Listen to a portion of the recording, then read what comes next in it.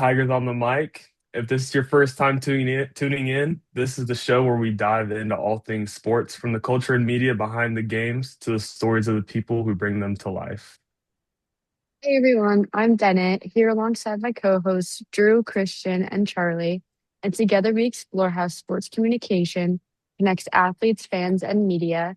And today we're heading up north to talk with somebody who's already making a name for himself in the broadcast world. Yep. Thank you very much, Bennett. Today's guest is a good friend of mine, Andrew Forster. He's a broadcast journalism student at Syracuse University and their Newhouse School of Journalism.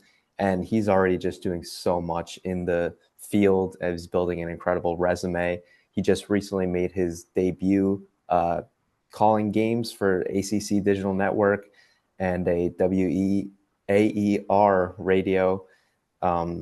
Writing for Fansided for a few months now, and then this summer he had an internship with CBS Sports, which is huge. So he's really been getting his toes in the water all over the place.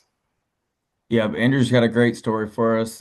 His journey really shows how hands-on experience and storytelling can come together in the college sports media world. We'll start off by talking with him about how sports broadcasting and social media could shape engagement, and then we'll just kind of let him tell a little bit about his story. So, without further ado, here is Andrew. So we What's are up, thrilled Forster? to welcome Andrew Forster, a rising voice in college sports broadcasting. Andrew's a Syracuse University student who's already worked with the ACC Digital Network, CBS Sports, Fansided, and more. Whether he's behind the mic, in the press box, or editing highlights, he's all about telling stories that brings fans closer to the game. Andrew, thanks for joining us. Thank you for having me. So, Andrew, how are you doing today? I'm doing great, Christian. How are you? I'm doing pretty well. I want to get right into this one because you just posted this not that long ago, but you made your debut commentating and calling games for ACC network for soccer. How's that experience been? It was really, really transformative. It took a lot of time to get there because I'm competing with a lot of other students, but the opportunity to be on such a big network as a college student, calling games with people who are also fellow students is something which has been a really, really cool experience for me. Right. And just to follow up, like how did you know, get such a big role and stay so confident when it's your first time doing that on such a big stage? Because you've called games before, but I'm sure not as big as ACC network. Did you have to do anything to, really settle yourself for the moment, or were you just made for it? Yeah, I think that at Syracuse especially, they have a focus on kind of working to get to stages like that. That's why you don't see a lot of freshmen or sophomores who are given those opportunities because they want you to get that experience elsewhere. And so for me, like you mentioned, Christian, I've called like hundreds of games before, whether it be with local colleges, community colleges, high school games, and whatnot. And they have a process of which they need to clear you for those games with one of the adjunct professors here at Syracuse. So they really do make you feel kind of ready for the moment. And I think at times during the broadcast, I was also able to fall back on my soccer experience, which I have in high school and also here at college. So I feel like those two things combined, they really make sure that if you are going to go on one of these broadcasts, that you are ready for the entirety of the broadcast. Absolutely. So between your work at CBS Sports, WRA Radio, and Lemoyne College Broadcast, you've seen production from many different angles, like the color commentary, behind the scenes, and whatnot. What's been the most challenging part between switching between on-air and production roles? I would say they work hand in hand with one another. I feel like the more you go on air, the more you learn about how stuff works behind the scenes and vice versa. I would just say the big difference is that when it comes to production, a lot of the work that you do kind of goes unseen. And so when you're on air, you almost have to just rely on the people behind the scenes. And so I feel like when you are doing stuff for production, the biggest difference is that you kind of have to prepare for everything on air. Whereas the people on air, I know that they're called presenters in other countries. We don't really say that here in America, but they are kind of just presenting the information that all of the production people have piled together. And so there is a lot of work that goes into doing stuff on air, of course, but the work behind the scenes, I feel like often gets slept on a little bit just because you have to prepare for every single graphic, every single transition, audio, whatever it may be. You have to think of this before the broadcast, which is why you have to come up with a rundown. And so the people on air are just kind of like going through the rundown, if you know what I mean. So Yeah. I feel like a lot of the work goes on behind the scenes and not just in front of the camera. Yeah, I could see how like getting familiar with the production side of things and then going into the on-air bit would really like help prepare you for that on-air role. Andrew, I've got a question for you. I mean, just hearing you talk is just sort of stirring my mind and making me think of how nervous I would be if I was calling a game on ACC network, for so many people to watch. And so I know you're talking about like the preparation, how good of a job that Syracuse does getting you ready for the moment, but like, do you still feel like, nervous, like just like a little bit of butterflies before you do that, like sort of knowing how like just like this is a really big, step in your career. Just so how do you feel like whenever you're in the booth, like just right before a game?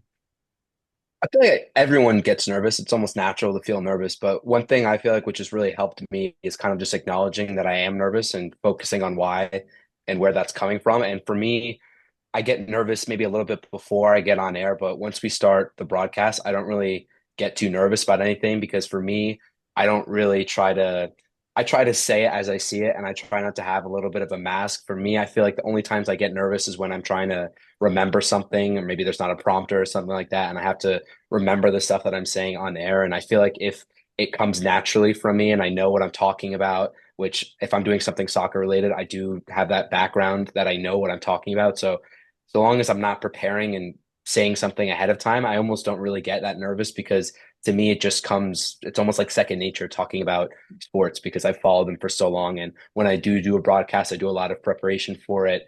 And if you're nervous on air when it comes to like in the broadcast, to me, that's a sign that you haven't done enough preparation because if you do enough preparation beforehand and you know both teams, you know the game, you shouldn't really feel that nervous because you've already seen this like hundreds of times. Yeah, I like that. I think that goes for a lot of things of just like whether it be an exam or just like, project, whatever, like the more prepared you are, the less nervous you'll probably be. But I sort of had a follow-up question for you going off of that. So you've written for outlets like Fansided and Utica City FC while juggling school and internships. How do you balance storytelling across so many different platforms, from writing match recaps to live commentary? It can be hard sometimes to figure out. You're asking about like time management? Is that that I'm getting or? I mean, yeah, I mean, pretty much just that, like finding balance, like just in your life. It just, you got a lot to juggle. So what's it like doing all that? Yeah, I feel like it can be hard. I feel like one thing which has helped me is kind of prioritizing stuff and making sure that I'm always intentional with what I'm doing. I think a lot of people, I don't know about you guys at Clemson, but a lot of people here at Syracuse kind of skew a little like they're not really that balanced and they kind of pour their whole college career into just their broadcasting and certain studio stations or radio stations. And I feel like for me, one thing that really helps is I enjoy kind of everything that I do. And if I'm not enjoying something, I don't really do it. There are so many opportunities here at Syracuse to get involved with broadcasting, and there are a lot of people that, like I mentioned, spend their entire time doing everything they can. And while that is important to try to get as much experience as you can, to me, I only do the stuff that I want to do because I want to do it, if that makes sense. So sure, I might have days where I don't get a lot of sleep and I'm very busy and I'm doing a lot of things, but it always is kind of, I always find the energy for it because Mm. I have a passion for the stuff that I'm doing. And I feel like those days, those long days where it becomes really hard can become even harder if you're not invested in what you're doing. So it's just finding that why behind what you're doing that I feel like allows me to able the reason behind that I can juggle all these things is because I found that why behind it. Right. I like Mhm. that, man. I appreciate that. Mhm. Before I go into my next question, just wanted to say go Eagles. My two roommates are from Phillies. And they're like actually crazy. I also have an Eagle sign over there. Let's They're all go. over. They love their Eagles. Um, But you kind of touch a little bit on this, but as somebody building like your own personal brand in sports media, what's been the most important aspect of it to stand out from other people and other students and other like again, people in your same shoes doing the same thing? Is it like consistency, networking, versatility? I would say the biggest thing that I've seen from the guest visitors and from the professors here is kind of using your personality to your advantage. There are so many good broadcasters and so many people who can read through a set of highs or go over stuff on the prompter. And I feel like what separates me, I know this is going to sound like obvious, but what separates me from all of those people is me. And I feel like the more reps that I've gotten on air, the more I've kind of allowed my personality to show. And when you have a personality, it's the one thing that other people can't replicate. And so if you're able to get your personality out through the work that you do, it gives you a huge leg up. And like you mentioned, this is so big now with personal social media and personal branding. People almost follow personalities more than they do news. Mhm. And so if you're able to build a personality that attracts people in, I feel like that's kind of like the future of the industry is news based on personalities. You see it with people like Stephen A. Smith and Skip Bayless.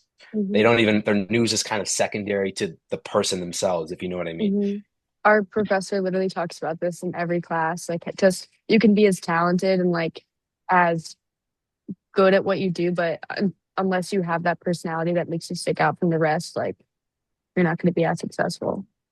Yeah, and I think I see a lot of people who try to be something they're not. Like I'm Hmm. somebody who I have a lot of enthusiasm when I go on air. So I've found this before. If I try to be like buttoned down and kind of like, like a news anchor reading through everything, I feel like that almost takes away from what makes me better than other people, if you know what I mean. Hmm. Hmm. You got quite the personality for sure. Don't worry. Thank you, Christian. No, I'm glad you brought up your like social media stuff and creating your persona, your online persona and your portfolio, because that's actually like something we talk about a lot in class about how now to make it as a sports broadcaster, you have to almost become a media hybrid and you have to diversify your portfolio.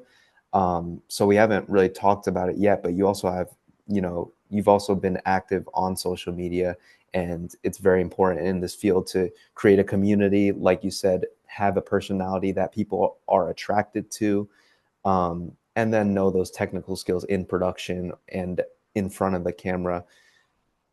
Talk about maybe how you've been able to build all of those areas, and then go more into that social media aspect, because your page is, when you're posting, you've gotten very good engagement. I mean, some of your videos have gotten over 1 million views, right? Mhm. Yeah, I've gotten a couple that have gone pretty viral, but I think the biggest thing that I could talk about with my social media isn't even mine. I mean, I've posted a little bit and gotten some followers. It was over the summer. I interned like you guys mentioned, I interned at CBS Sports and their soccer network.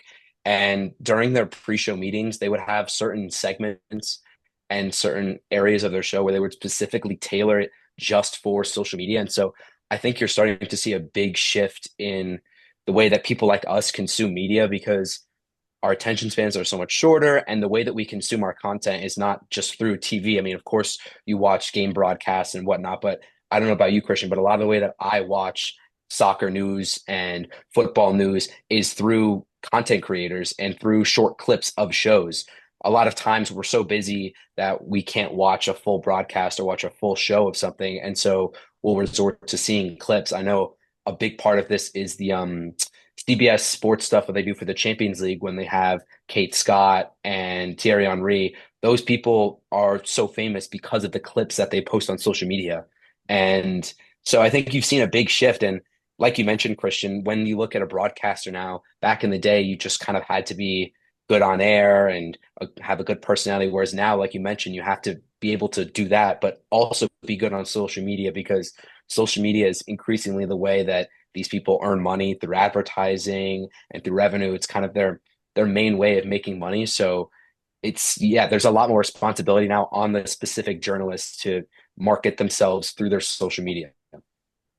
Yeah, let's actually talk about that, like CBS crew more. Like how do you like them in changing like the broadcasting game? Because for me, they're like, everyone talks about, in America, they talk about you're shaking the broadcasting world, you're talking about Pat McAfee, but everywhere across the world, it's really that CBS crew, that CBS Go Awesome network.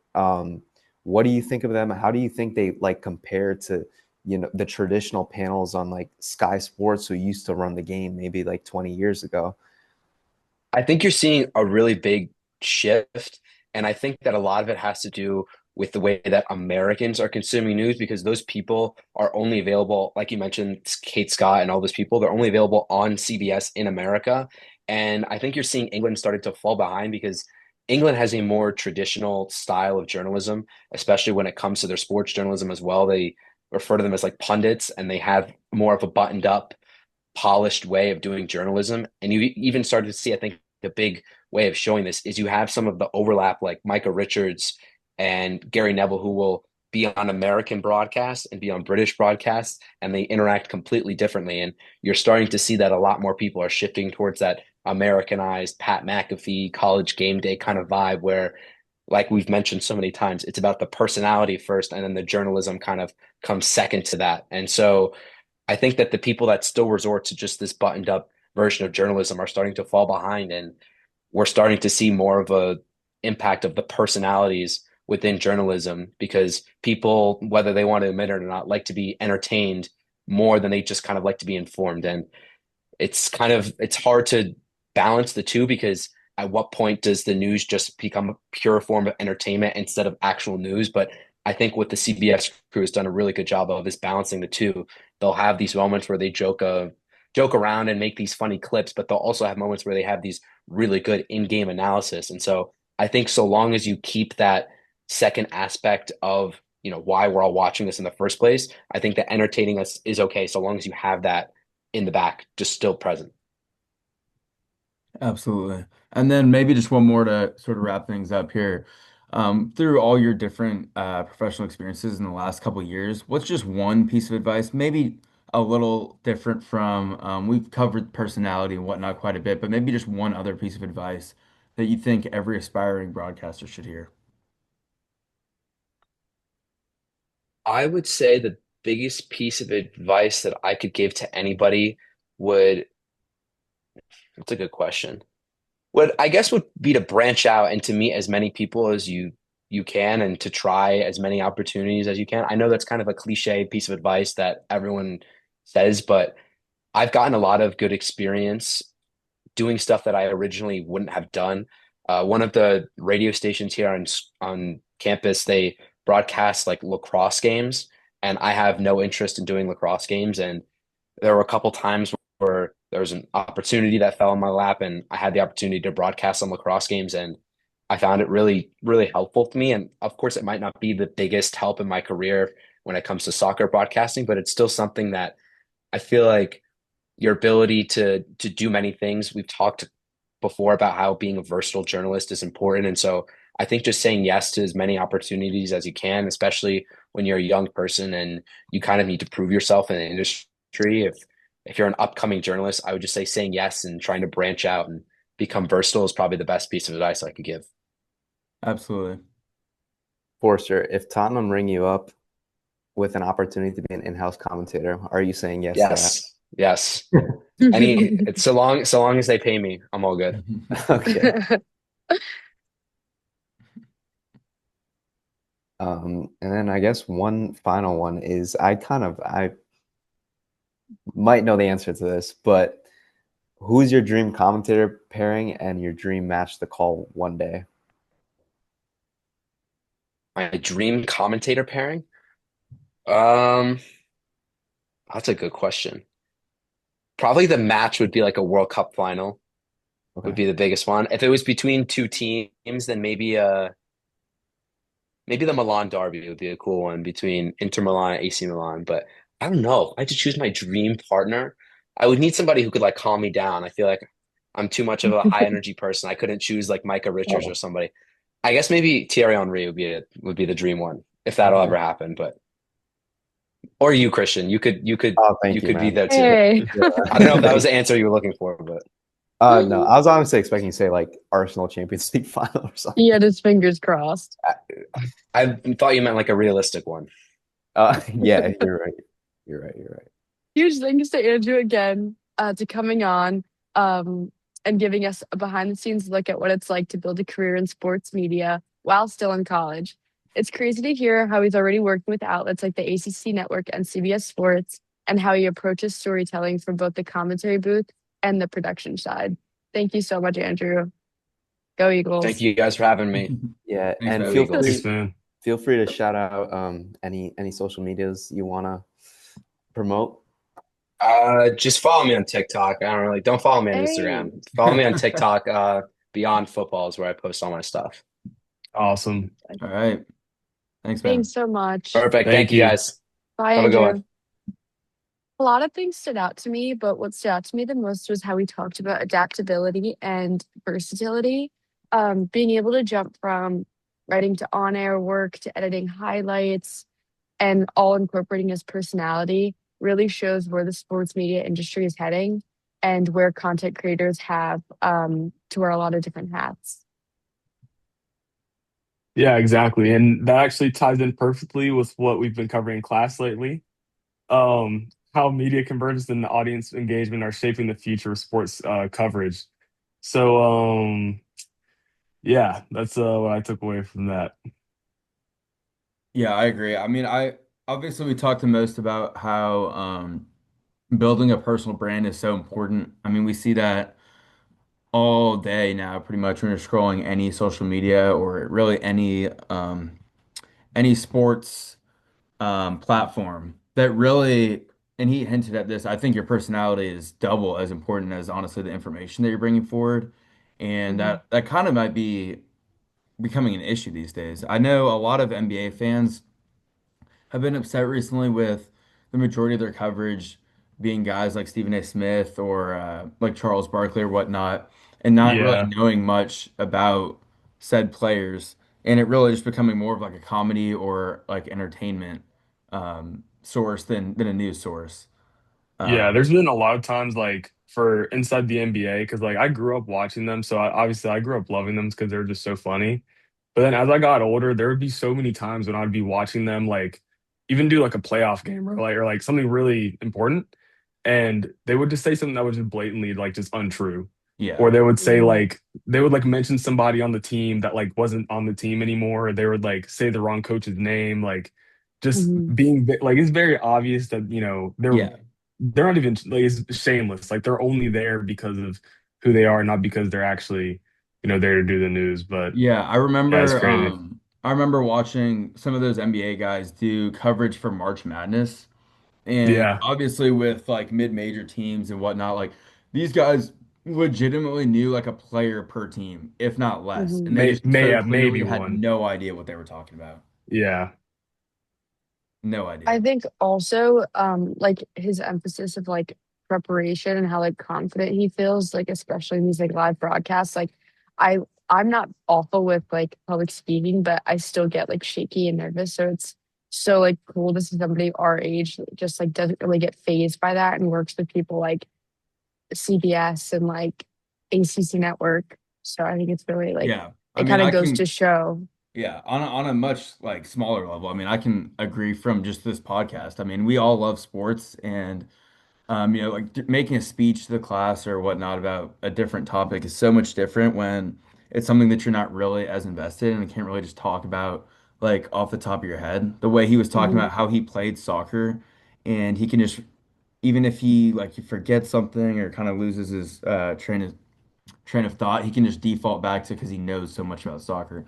And I kind of relate Mhm. to that on a lower level. Like I mean, the past couple of minutes we've just been talking about personal experiences and whatnot. So. Yeah, and Christian, like I had no idea you were as like involved in like the sports world, like as you were seeing you on our classmates podcast. So like kind of coming from like your perspective, like your friends in it, like what do you notice as being like a student creator and like building your own following? Do you It, relate to him?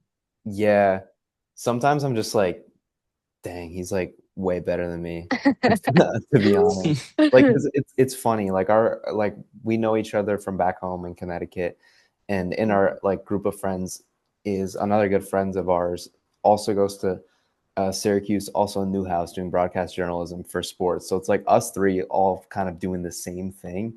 And Hmm. yeah, I mean, like I relate to him a good amount. Definitely not to. I still haven't gotten to extent where I'm like commentating for uh, ACC, but I like how he like really talks about his personality because I was probably posting on TikTok before he was, and then I saw Hmm. him start his account. He started his account, and like really just instantly he started getting traction like really fast, and it's because of his personality. Like he'll start a video and just like be going ballistic about something.